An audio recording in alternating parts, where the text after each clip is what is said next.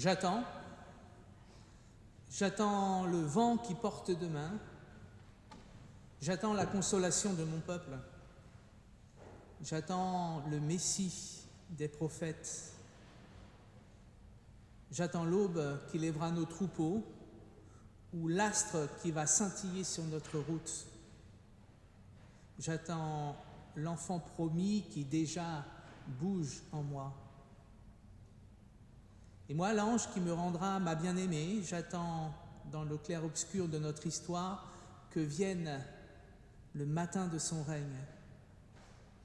J'attends le premier labour du soc forgé d'épée, selon la parole du prophète Ésaïe, et les épousailles de la justice avec la paix. J'attends dans le froid matin la fin de la crise et le printemps de l'espérance en l'automne de ce siècle. Et moi, dit le Seigneur, j'attends que tu aies fini d'attendre. J'attends que tes mains de prière et de labeur dénouent les ronces de l'injustice et la brume du désespoir. Alors sur cet étroit chemin, tu entendras mes pas et tu verras marcher l'attente de ta foi. Soyez les bienvenus en ce premier dimanche de l'Avent de notre année 2024. La grâce et la paix de notre Seigneur Jésus-Christ nous sont données. Amen.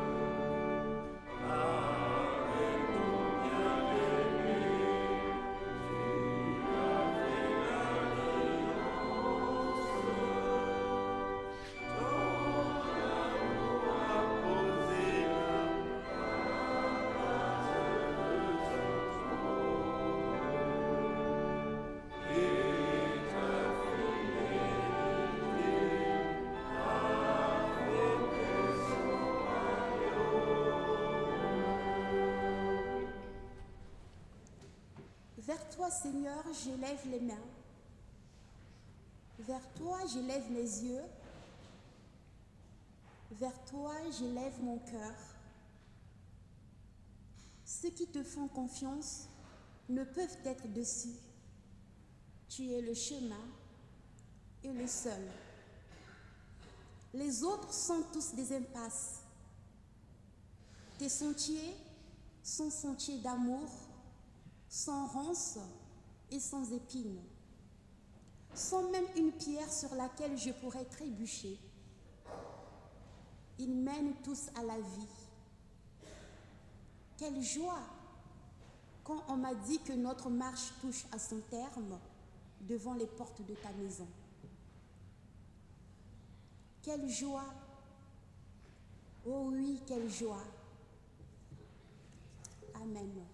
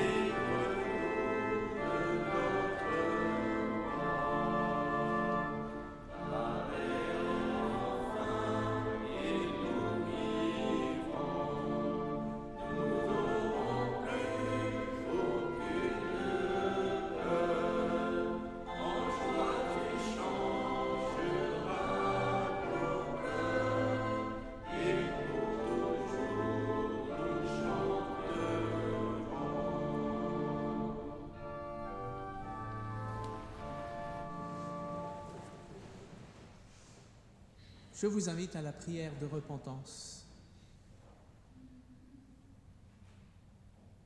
Seigneur, ce matin, nous nous découvrons devant toi. Si maladroit pour te parler, accueille-nous et pose des mots nouveaux dans nos bouches. Seigneur, nous nous découvrons ce matin devant toi.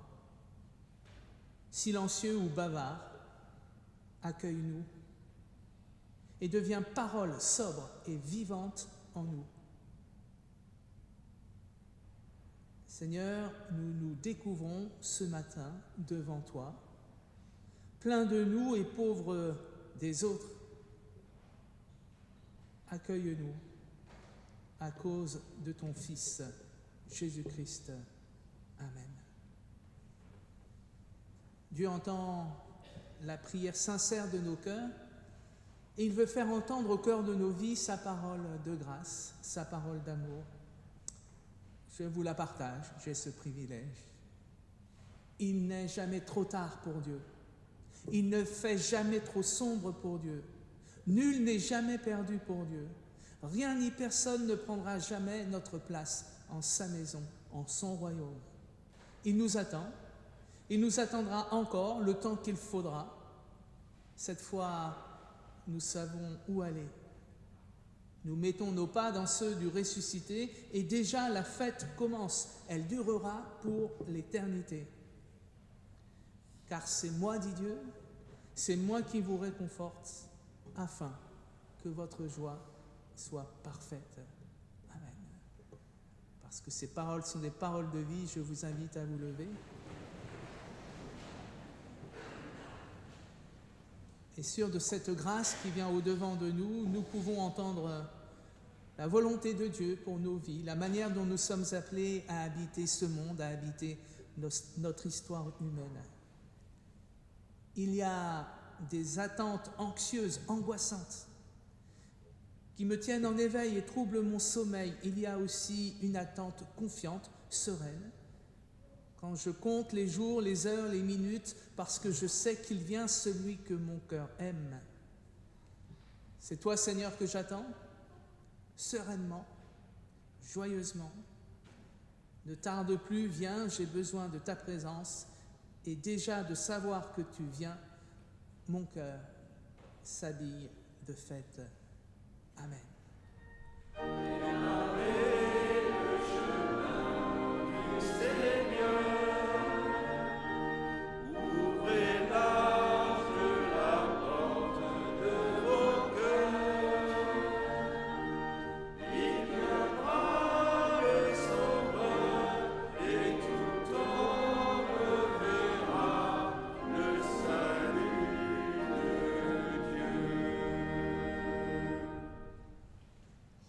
Je vous invite à la prière d'humiliation, d'illumination.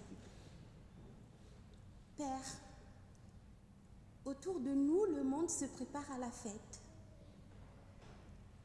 Nous voici tous pour écouter ta parole, parole indispensable à notre fête. Voici nos projets devant toi. Voici notre disponibilité offerte. Que ton esprit enracine en nous ta parole, qu'elle soit source de joie et d'allégresse. Amen. Et nous allons faire la lecture de 4 textes bibliques. D'abord, nous lirons dans Jérémie, le chapitre 33, les versets 14 à 16. Okay. Nous lisons au nom du Seigneur. Voici les jours viennent, dit l'Éternel, où j'accomplirai la bonne parole que j'ai dite sur la maison d'Israël et sur la maison de Juda. En ces jours et en ce temps-là, je ferai éclore à David un germe de justice. Il pratiquera la justice et l'équité dans le pays. En ces jours-là, Juda sera sauvé. Jérusalem aura la sécurité dans sa demeure. Le second texte biblique se trouve dans Luc 21, les versets 27 à 36.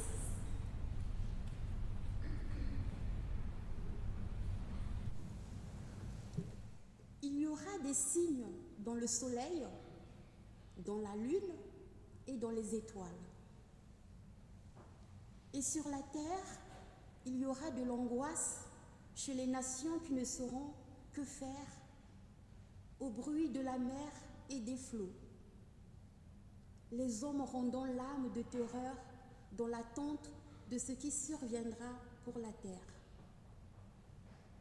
Car les puissances des cieux seront ébranlées. Alors on verra le Fils de l'homme venant sur une nuée avec puissance et une grande gloire. Quand ces choses commenceront à arriver, redressez-vous et levez vos têtes parce que votre délivrance approche. Et il leur dit une comparaison. Voyez le figuier et tous les arbres. Dès qu'ils ont poussé, vous savez de vous-même en regardant que déjà l'été est proche. De même, quand vous verrez ces choses arriver, sachez que le royaume de Dieu est proche. Je vous le dis en vérité, cette génération ne passera point que tout cela n'arrive. Le ciel et la terre passeront, mais mes paroles ne passeront point.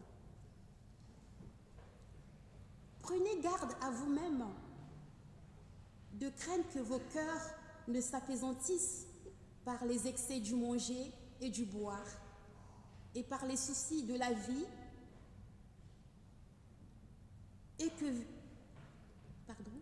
et que ce jour ne vienne sur vous à l'improviste.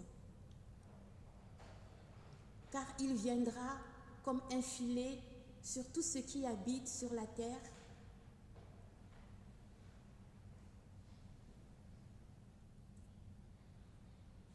Veillez donc et priez en tout temps, afin que vous ayez la force d'échapper à toutes ces choses qui arriveront et de paraître debout devant le Fils de l'homme. Et nous lisons dans 1 Thessaloniciens, le chapitre 3, le verset 12. Et que le Seigneur fasse croître et abonder l'amour que vous avez les uns pour les autres, et pour tous à l'exemple de celui que nous avons pour vous. Et enfin, 1 Thessaloniciens 4, le 2e verset. Vous savez en effet quels préceptes nous vous avons donnés de la part du Seigneur Jésus-Christ. Amen.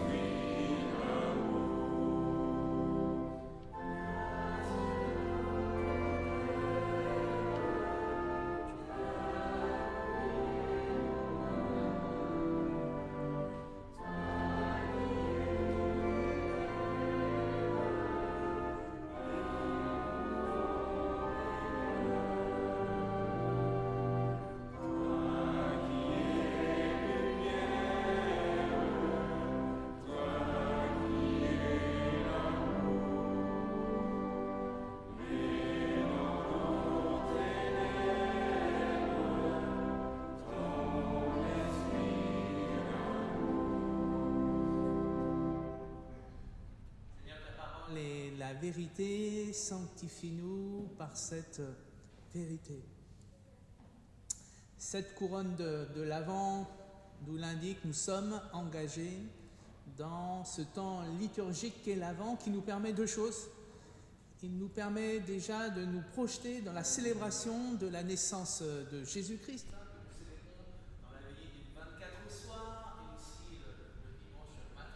nous anticipons la naissance de Jésus-Christ, cette célébration de la venue de Jésus-Christ dans l'histoire des hommes.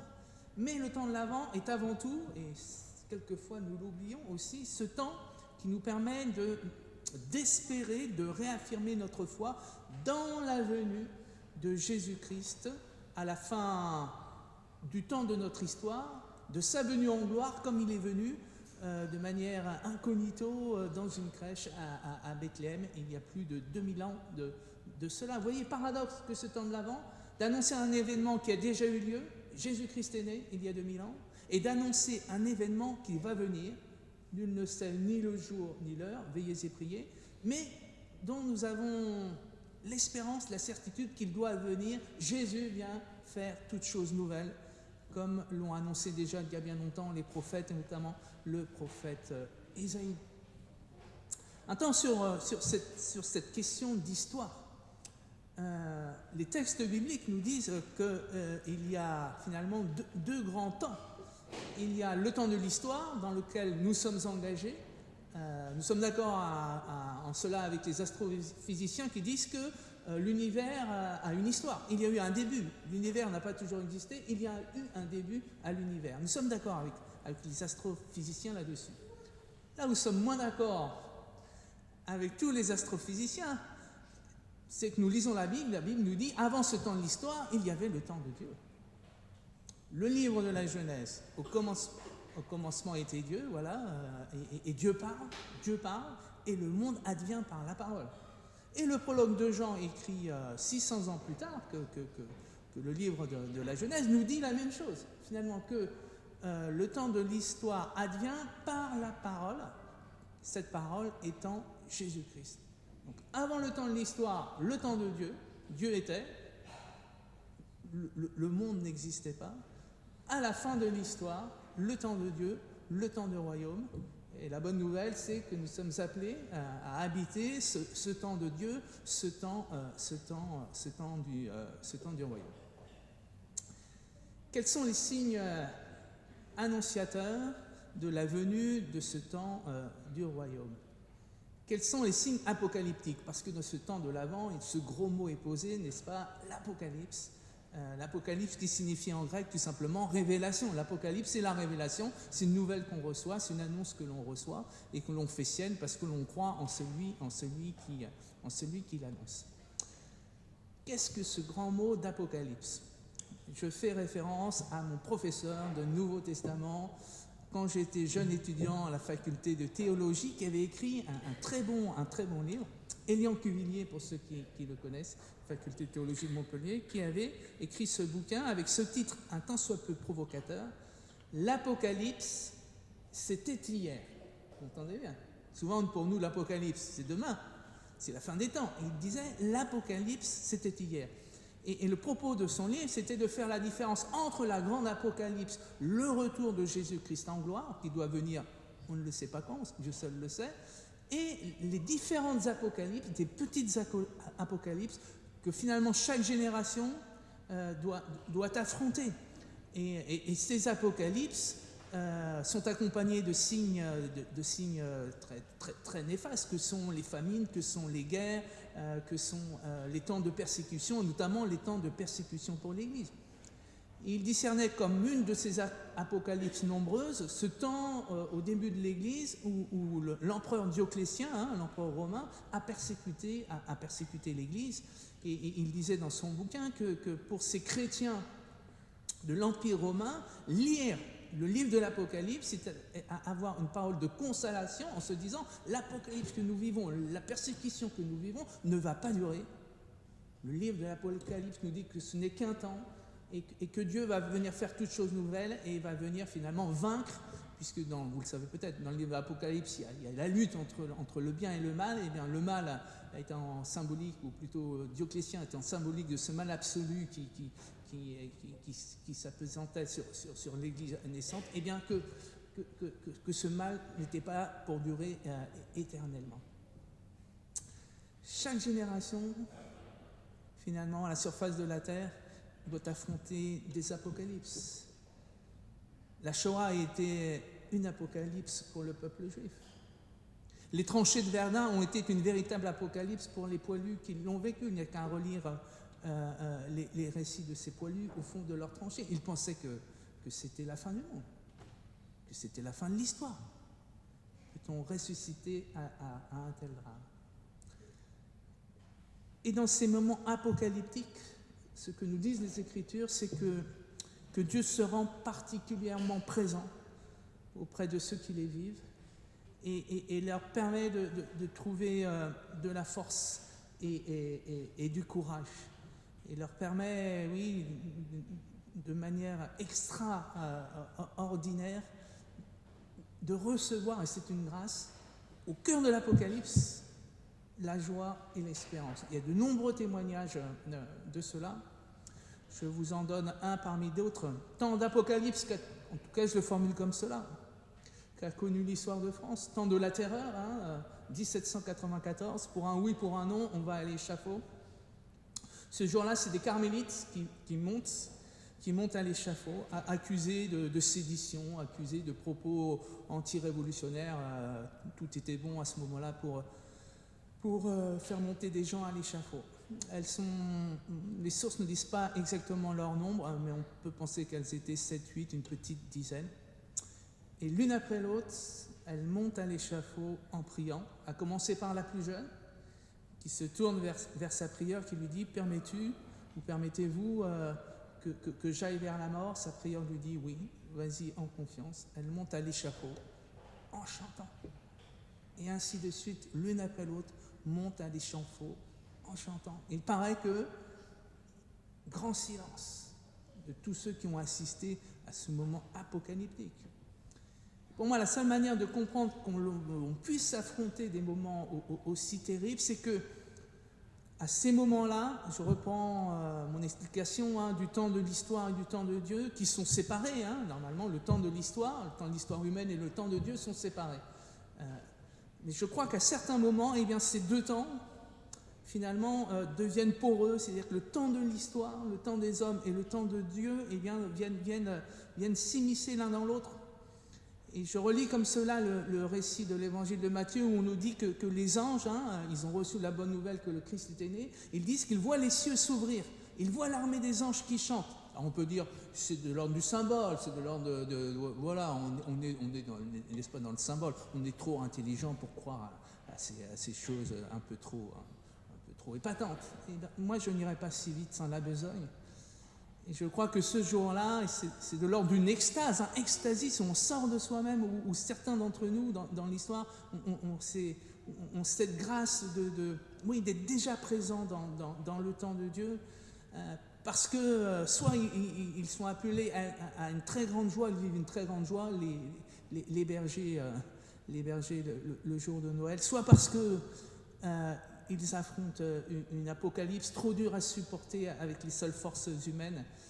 Et c'est mon explication de cette sérénité de ces carmélites qui montent à l'échafaud en chantant, c'est qu'elles sont déjà dans le royaume. Elles sont déjà dans le royaume. Elles basculent, elles sont en train de basculer du temps de l'histoire au temps du royaume. Quelle attitude à adopter dans la perspective de ces apocalypses que nous devons affronter et de cette grande apocalypse qui doit advenir à la fin des temps, dont les deux signes, je le dis rapidement, les deux signes sont une transformation de l'alignement des planètes. Les planètes sont bouleversées, il y a quelque chose de l'ordre de l'astrophysique qui va se jouer là. Et la conséquence que les planètes seront déréglées, transformées, c'est qu'il y aura des mouvements de marée extraordinaires. Intéressant que l'auteur de l'Évangile associe déjà le mouvement des planètes aux marées. Donc la Bible, c'est quand même très fort, la Bible, c'est quand même très fort. Donc, quelle attitude à adopter ? 3 attitudes à adopter, nous disent les textes bibliques ce matin. La première, c'est n'ayez pas peur, relevez la tête. Relevez la tête. Rien ne peut nous séparer de l'amour de Dieu, ni puissance d'en haut, ni puissance d'en bas, même pas un empereur, Dioclétien. Il peut nous faire mourir, mais il ne peut pas nous séparer de l'amour de Dieu. Nous sommes appelés à relever la tête. Et là, le prophète Jérémie, Caroline Narel nous le dit, parce que Dieu est notre justice. Le prophète Jérémie promet au peuple d'Israël une restauration, à nouveau la sérénité, à nouveau la paix. Et le signe de cela, c'est que Jérusalem portera un nouveau nom. Il sera associé à une nouvelle expression à Jérusalem. Dieu est notre justice. Prophète Jérémie, 600 ans avant Jésus-Christ. Notre justice n'est pas en nous-mêmes. Notre justice est en Dieu. C'est lui qui nous donne notre justice. Jérémie et Martin Luther, même combat. Martin Luther, 1500 et quelques. Jérémie, moins 600 avant Jésus-Christ. Les mêmes propos. Ce n'est pas en nous-mêmes que nous pouvons trouver notre justice, c'est en Dieu. Il est notre justice. C'est de l'ordre de la grâce que nous avons à accueillir. N'ayez pas peur face à n'importe quel apocalypse. N'ayez pas peur. Je suis avec vous. Je suis votre justice. Première attitude, levez la tête, ne pas avoir peur. Deuxième attitude, veillez et priez. Nous sommes appelés à la prière, non seulement pour célébrer Dieu, pour l'adorer, parce qu'il veut entrer en communion, en intimité avec nous, mais c'est parce que c'est dans cette intimité, cette communion que nous allons recevoir la force d'affronter les apocalypses que nous sommes appelés à affronter. Donc vous voyez, oui, nous avons besoin de cette intimité. Être chrétien, c'est être dans cette intimité avec Dieu, c'est prendre le temps, comme nous le faisons ce matin, de prier ensemble, d'ouvrir les Écritures. Pas de chrétien sans prière. Pas de sportif sans vélo, sans chaussures de randonnée. Alors oui, on peut dire je suis sportif et puis je reste sur mon canapé en train de zapper entre le match de foot, le match de rugby. Ce que je fais, bien sûr, mais je ne me contente pas de cela. Il faut les deux. Il faut les deux. Être chrétien, c'est prier, parce qu'en priant, eh bien, on va recevoir la force de veiller, comme le texte inaugural de ce culte nous le disait. Dieu attend de nous que nous ne nous contentions pas d'attendre, mais d'être des gens qui mettent en pratique leur foi. Relevez la tête, veillez et priez, et aussi, évidemment, ce grand commandement qui traverse la Bible, qui traverse l'Évangile. Ayez de la charité, ayez de l'amour les uns pour les autres. On pourrait les développer de multiples manières, mais ce matin, je me suis dit que ça serait intéressant pour vous que je puisse faire écho de ce mot, aimez-vous les uns les autres, avec le synode régional qui s'est tenu de notre région il y a une semaine. Et bon, je vous dis ça, voilà, une petite digression.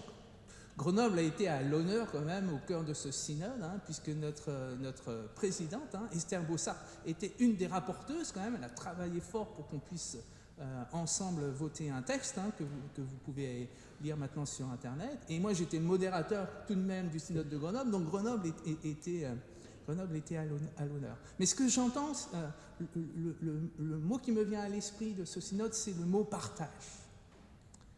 Et aimer, c'est partager. Aimer, c'est partager. Aimer, c'est partager d'abord une vision, et au cœur de ce synode, nous nous sommes dit qu'il fallait que les églises locales de notre région sortent de leur seulement spécifique projet d'église locale. Nous avons un projet d'église locale, mais apprennent aussi à concevoir un projet avec les autres églises, peut-être au niveau du consistoire, avoir un projet commun au niveau du consistoire. Partager, c'est envisager la vie ensemble. Quand on est mari et femme, compagnon, compagne, s'aimer, c'est justement envisager, se projeter dans le temps ensemble, avoir une vision commune. Nous sommes appelés à cela aussi en Église, à dépasser nos limites d'Église locale. Aimer, c'est partager aussi les ressources financières et les dons et charismes reçus. Nous sommes redits cela aussi en synode. Nous étions appelés à partager nos ressources humaines, nos ressources locales, économiques, et aussi cette ressource qui va devenir rare, qu'est le pasteur. le responsable de la commission des ministères, la commission des ministères, c'est la commission nationale dans notre Église qui a la responsabilité d'accompagner les futurs pasteurs, qui ne sont pas encore pasteurs, qui sont proposants. Donc on les accompagne depuis la licence jusqu'au Master 2. Il nous disait, je crois que c'est d'ici 2 ans, moins 20% de pasteurs. Moins 20% de pasteurs. Donc on n'est plus dans le contexte où, bon, allez, on a une année sabbatique, 2 années sabbatiques, mais après, une église locale est sûre d'avoir un pasteur, sauf cas exceptionnel. Non, non. Maintenant, le manque de pasteurs va devenir une réalité et il va falloir que les églises locales apprennent à partager, à repenser le ministère pastoral pour qu'aucune église ne puisse dire « moi, je n'ai pas de pasteur ». Elle verra peut-être moins souvent le pasteur, mais elle aura tout de même un pasteur. Donc aimer, c'est partager aussi ses ressources humaines. Et enfin, aimer, c'est partager du temps. Quand on aime quelqu'un, on aime partager du temps avec lui. Et nous sommes redits aussi cela, en synode aussi. Aimer une autre église locale, c'est pas simplement lui envoyer, partager des ressources humaines, mais c'est partager du temps, partager les joies, partager les douleurs de cette autre église, faire corps avec elle. Et on a eu un joli temps au cours de ce synode qui était un temps de jeu. Pour la première fois, on a pris le temps de jouer, le jeu de l'église, dont le but était ensemble de gagner les cartes du royaume. Et donc il y avait différentes cases, donc c'est comme un jeu de loi si vous voulez, et puis on est appelé à revivre la vie d'une église locale, donc avec tous les événements de la vie d'une église locale, le repas paroissial, moment heureux qu'on va avoir tout à l'heure, moment moins heureux, le pasteur se casse la jambe. Mais alors, qu'est-ce qu'on fait quand le pasteur se casse la jambe? Et chaque personne qui tombait sur une case a été appelée à témoigner de son expérience. Ben oui, moi ça m'est arrivé. Le pasteur, il est parti faire du vélo, il est tombé, il s'est cassé la jambe. Qu'est-ce qu'on a fait? Comment on s'est réorganisé? Vous comprenez bien le but. Le but, c'était justement de prendre du temps les uns avec les autres, de partager les joies, les douleurs. Et bien, ce jeu-là qui a été joué dès le vendredi soir a changé la nature du synode. Les liens entre les gens n'étaient plus les mêmes. Les liens entre les gens n'étaient plus les mêmes. Donc, ne pas avoir peur, relever la tête, prendre le temps de veiller et prier, et prendre le temps de partager avec les autres ce qui est le plus cher au cœur de notre vie. Et j'espère qu'avec moi, ce qui est le plus cher, à part évidemment vos proches, ce que vous aimez, c'est cette espérance quand même, que nous sommes les bien-aimés de Dieu. Ce temps de l'Avent dans lequel nous sommes entrés, et donc ce temps qui nous permet de nous réjouir de la venue de Jésus-Christ dans ce monde. Tant de joie pour moi, en tout cas, parce que ça permet de chanter des chants que j'aime bien chanter. Et à chaque fois, je me dis, c'est dommage, on a simplement 4 semaines pour chanter certains chants que j'aimerais bien chanter plus souvent. Mais c'est le jeu de l'année liturgique. Donc, tant de joie, parce que nous célébrons la venue de Jésus-Christ dans le temps de notre histoire, mais aussi tant de joie, parce que nous sommes dans l'espérance, quels que soient les apocalypses que nous avons à affronter, que le royaume de Dieu vient, que nul ne peut l'empêcher de venir, et que le Seigneur a préparé une place dans son royaume pour chacune et chacun d'entre nous. Amen.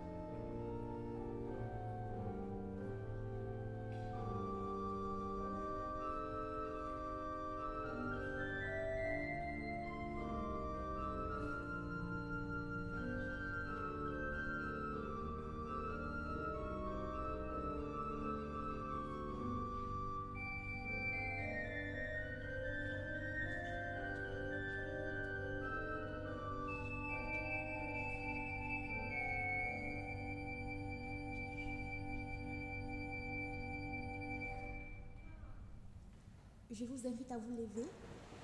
Nous allons confesser ensemble notre foi chrétienne. Le monde est créé pour la vie.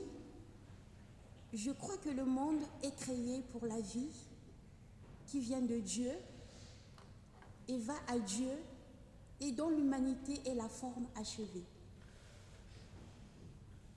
Dans ce va-et-vient, la vie, le monde et l'humanité sont sans cesse renouvelés. L'humanité a reçu la vie en dépôt.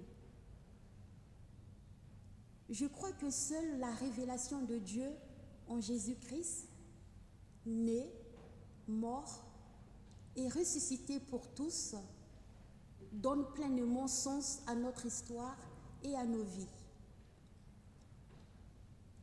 Je crois que chaque être humain est appelé au salut, donné gratuitement et totalement en Jésus-Christ.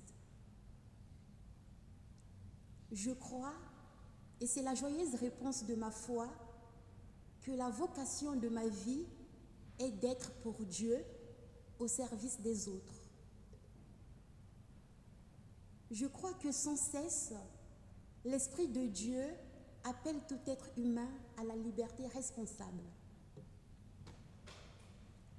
Je crois que le secret de la vraie liberté est dans l'obéissance à l'Évangile, dans le renoncement à tout esprit de justification, de puissance ou de domination, pour que chaque être humain soit disponible à l'amour, au partage et à la paix. Amen.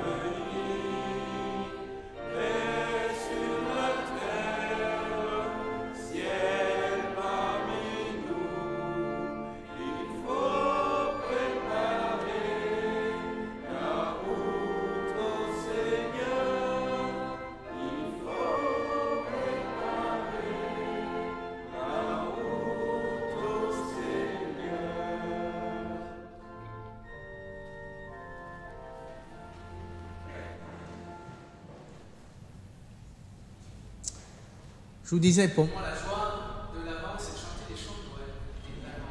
Donc on se lève pour chanter « Enseignez-nous nos cœurs ».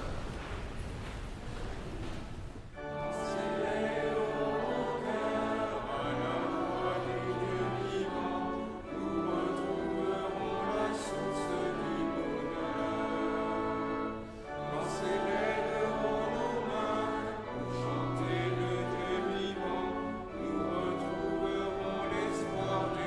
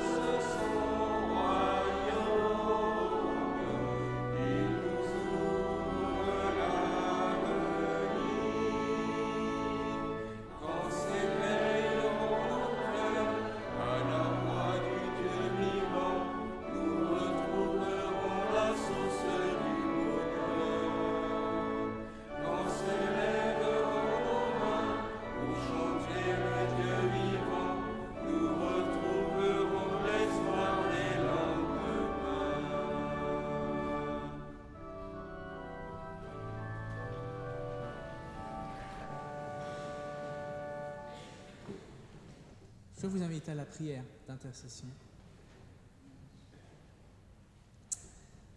Seigneur, merci pour ce temps de l'Avent. Ce temps de l'Avent où nous célébrons la venue de Jésus-Christ dans notre histoire, dans l'histoire des êtres humains. Aussi où nous sommes dans l'espérance de son retour à la fin des temps, dont toi seul connais le jour et l'heure.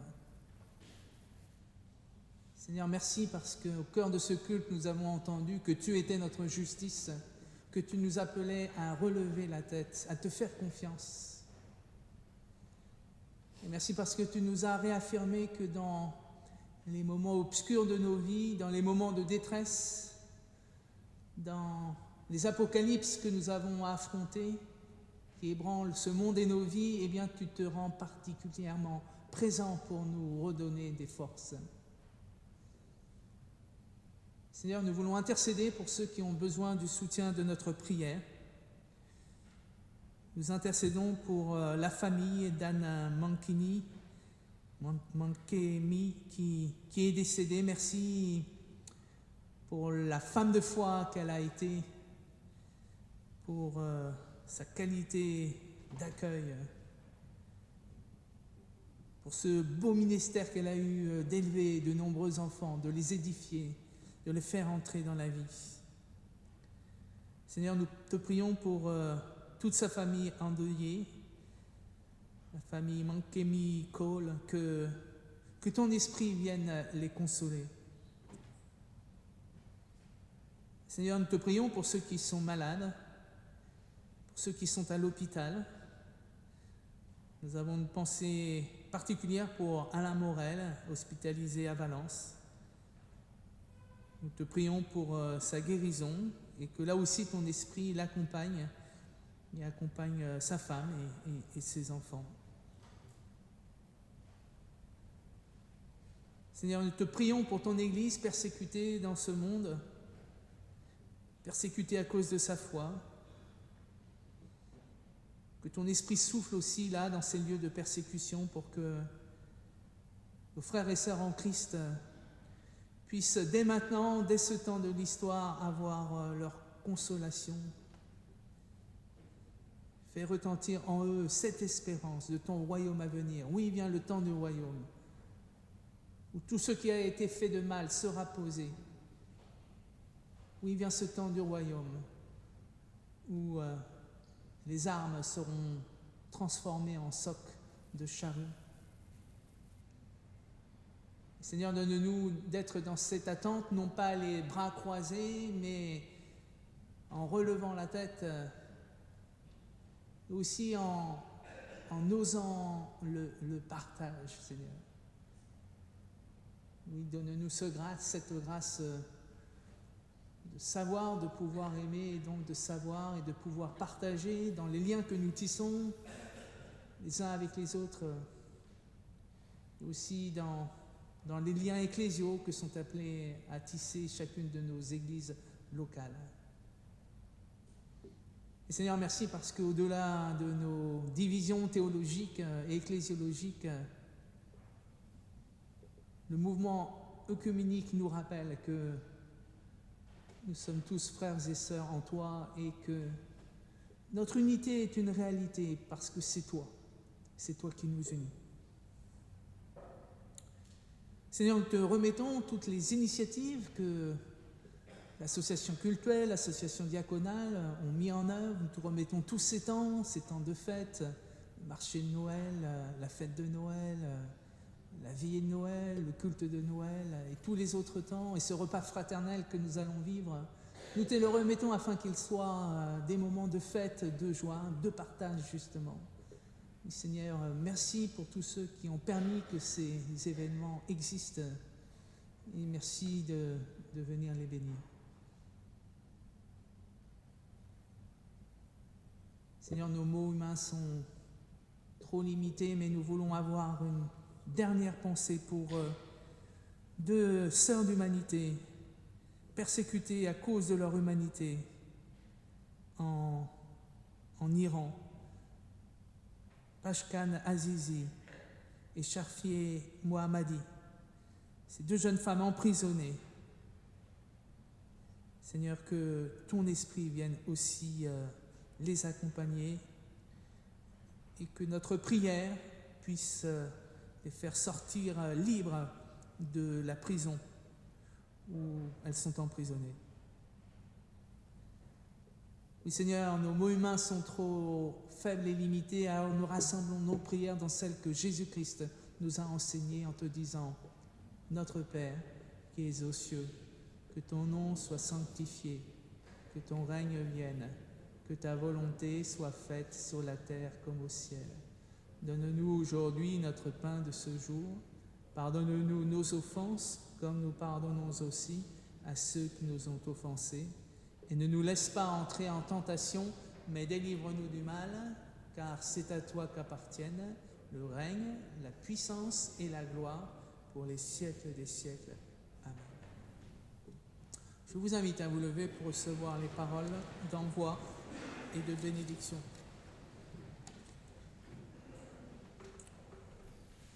Le but du voyage se précise. Le silence se peuple de paroles prophétiques. Premiers attentifs à l'imminence d'une naissance, préparons la route du Seigneur et marchons dans la confiance. Il s'invite celui qui est le chemin. Allez dans la joie et la grâce de notre Seigneur Jésus-Christ. Il vient celui qui est l'Emmanuel. Amen.